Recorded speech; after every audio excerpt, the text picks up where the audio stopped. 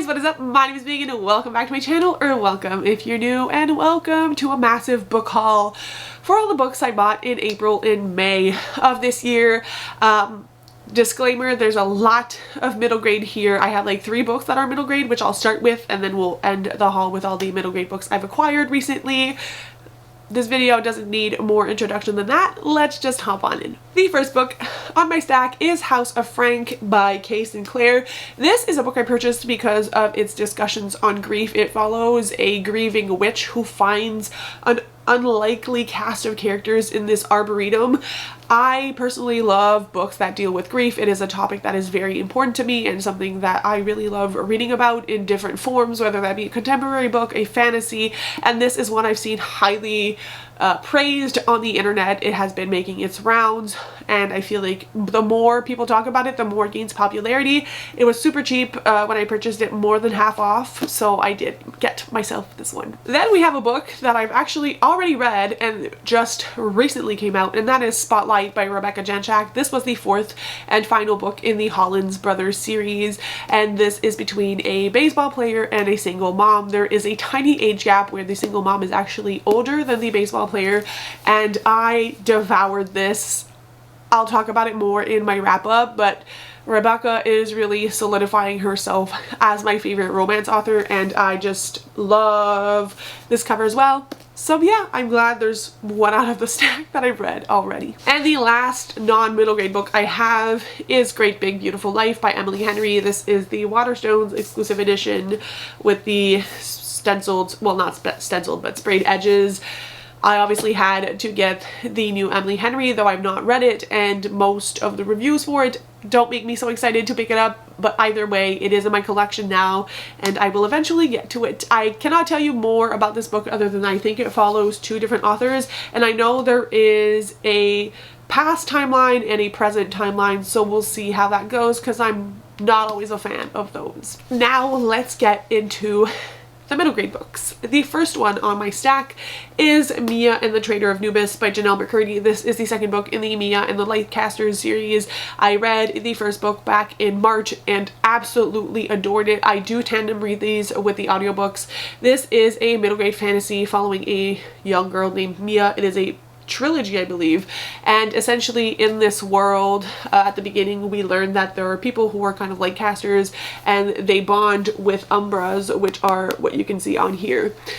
But at the beginning, everybody who was bonded to those gets kidnapped, and so it's up to Mia and her younger brother, as well as an unlikely crew of people, to kind of save them, and then the story progresses from there. And obviously I have no idea what happens in book 2, but if you want more of my thoughts, I will leave any like book series I've read and reviewed or anything like that down in the description, but I do have a wrap up talking about how much I adore the first book in this series. So obviously I wanted to continue and hopefully wrap up its entire series in 2025. I couldn't pass up the Waterstones exclusive edition of Skandar and the Skeleton Curse, which is the 4th book in the Skandar series. Again, I talk about Skandar way too much on here, but this is the one with the stenciled edges.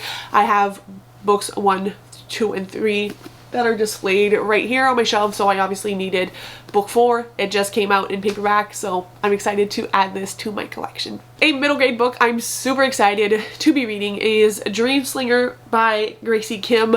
Gracie Kim is, I know she's a best-selling author, but I don't know how many books she's written in the middle grade genre, so that is intriguing to me. But this is essentially pitched as Amari and the Night Brothers meets Pokemon, and I've read the first few pages of this. It definitely feels like a Pokemon-inspired story. It is very interesting. Our main character's mother is Korean, and so there's all of that heritage in the story as well. And it is the first in a new series. I wasn't sure about this, but it is indeed going to be a series. We then have Deep Dark by Zora Nabi. This is a middle grade mystery, but it is also a supernatural story, and essentially it's a main character who goes to this fair and then children start going missing, and she investigates the story. This is again a Waterstones exclusive edition. I have read from Zora Nabi before, and she is the author of Kingdom of the Sea, so I was really interested to see what she will be doing with a new book. We then have Dragon Apprentice by James Riley, who is the author of Story Thieves. This one is also a really cool like first edition print on a paperback, which is rare in middle grade, but I'm excited.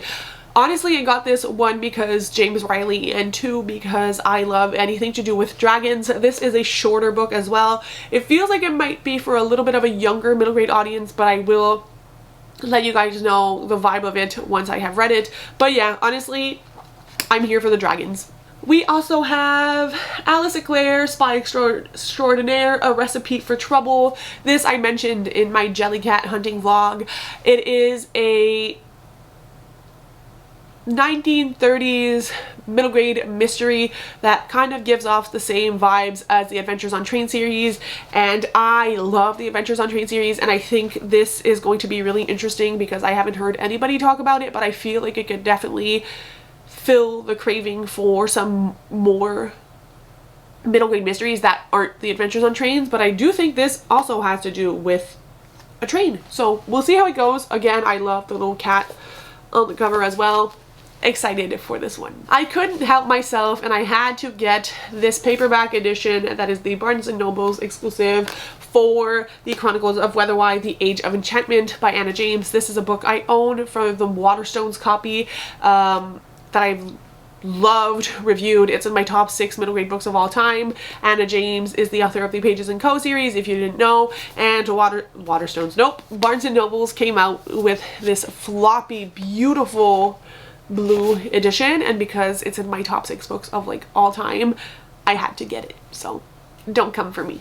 Because I genuinely don't love collecting multiple editions of the same book anymore, but with like Skandar, and like if they came out with other editions of like Pages & Co or Amari, I definitely would have to pick it up. We then have my newest addition to my library, and that is Felix and the Future Agency by Rachel Morrisroe, and this is the gorgeous Waterstones edition. This is a middle grade story about a young boy who can predict the future, I believe, and he is whisked away to a secret government agency where he is going to use his skill. This sounds right up my alley. It's kind of like a middle grade mystery with a fantastical twist as well. You can't beat it, and I can only assume it's the first in a series, because usually these things tend to be, but I don't know for a fact that it is. We then have Dragonborn, which was another highly anticipated middle grade for me. That follows a main character who is actually a dragon, and there are apparently a lot of like hidden dragons within this realm. I don't know what else happens, but it's blurred by A.F. Stedman, and I've seen a lot of really positive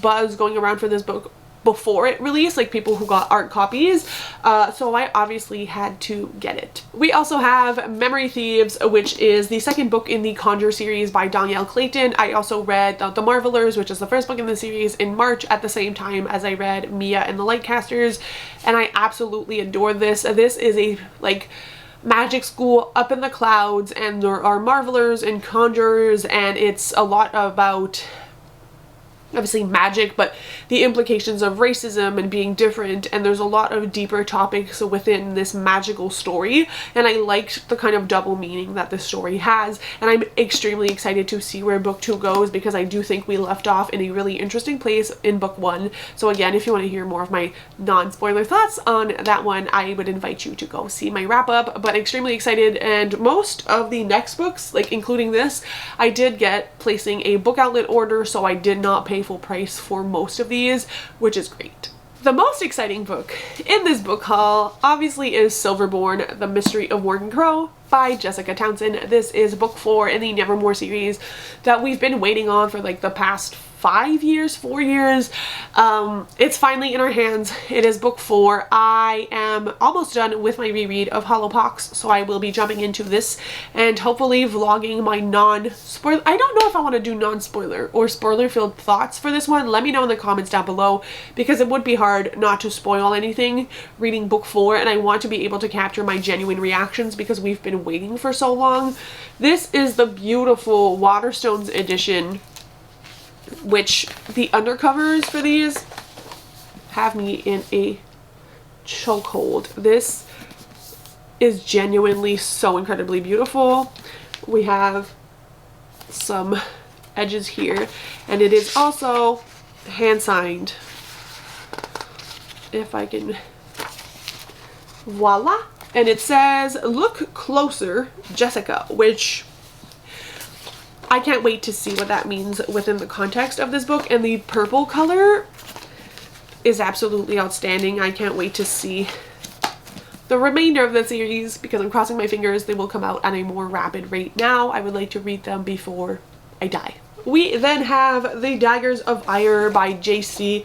Cervantes. This is a book that I picked up also in my Jellycat haul, like scavengering vlog.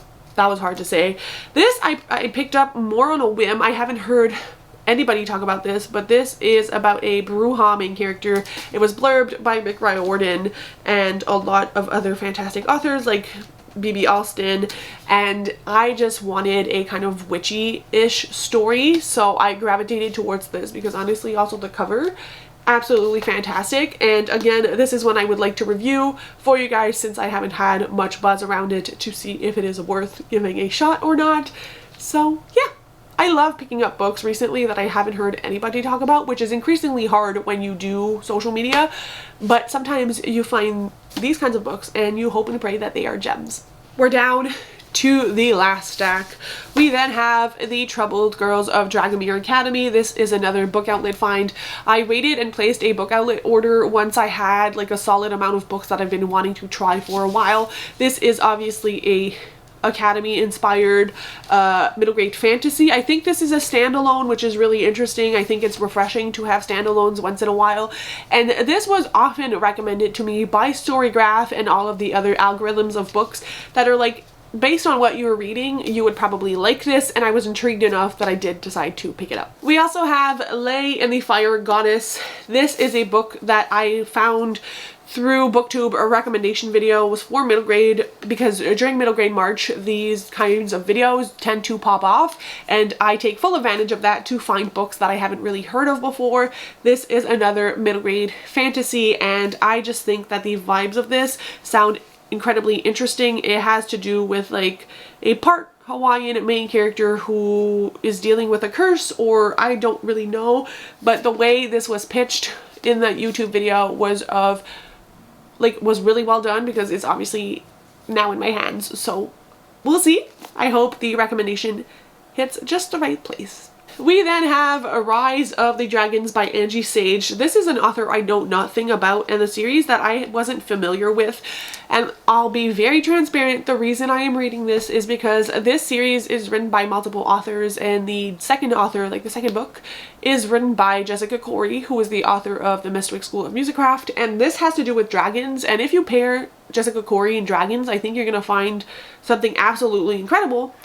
But obviously you need to get through the series, but I do think it's going to be very interesting. This is about like dragons returning to Earth after 2,000 years. Color me intrigued. And then I've had a lot of you guys recommend this to me, and I finally bit the bullet and got Wilder Lore again from my book outlet order. The Accidental Apprentice by Amanda Foody. This is a very beloved middle grade fantasy series, and I love Amanda Foody from her Ace of Spades or Ace of Shades, I never remember which one it is, series. It was a young adult series that I absolutely loved. I do still think to this day it's a very underhyped series, and when I learned that Amanda Foody was writing middle grade, I was like cautiously optimistic, but I've had a few of you DM me on Instagram, which I love when you guys do that, by the way, telling me that I would probably really enjoy this. I don't remember a thing about this. It looks like a very whimsical middle grade series, so I'm interested to see what I think of it, but I trust you guys. And the last of my book outlet order was Spellsweeper by Lee Edward Foody. This is another one that I think is really interesting and that I've seen nobody talk about, but I've somehow stumbled upon, I think again with Storygraph recommending me books, which is about a magic school, but there's nothing really magical about our main character. She doesn't actually have great magic skills, and so she is part of the MOP, which is the Magical Occurrence Purger. So basically she cleans up after people do magic, because in this world magic leaves these kinds of residues, and so she's at a magic school, but she's basically looking after everybody else, which is an interesting premise. It's kind of like a flipped Chosen one, which I am intrigued to see how this ends. I think this again is a standalone. I have heard nobody talk about it, but I'm so like, this is one I have very, very hyped for. Very, very high hopes for. I had sampled it, read a few pages, and I'm like, I'm absolutely intrigued by the writing style of this as well. I think it's going to hit, so I'm really excited. Then we have some books that don't need explanation, and that is Percy Jackson's books 3 and 4 that I need for my year of Rick Riordan. These are the Nerdy Ink dust jackets. I am waiting for my Hero of Olympus ones. I'm really excited. So we have books 3 and 4 that I need to read, obviously, for that video series. And the last book for this haul is Peregrine Quinn and the Mask of Chaos, which is book 2 in the Peregrine Quinn series, which is a very hard to describe series, but it has to do with gods and magic. It's a middle grade fantasy series. I'm still reading the first one, which is insane, but alas, I do have book 2 to Counting You on my journey once I do complete book 1. So that is it for my incredibly big haul. Just a reminder, most of those I bought secondhand, and I don't think I've paid anything full price except maybe Silverborn and like 2 or 3 books.